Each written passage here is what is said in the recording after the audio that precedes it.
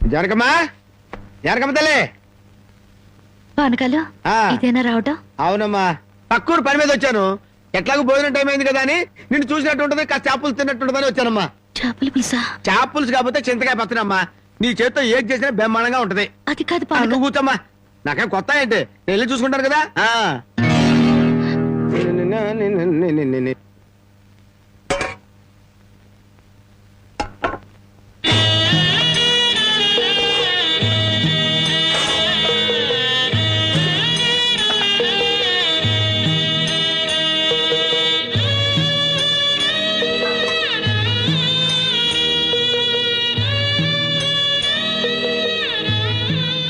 ఏమ్మా, అన్నం వండలేదా?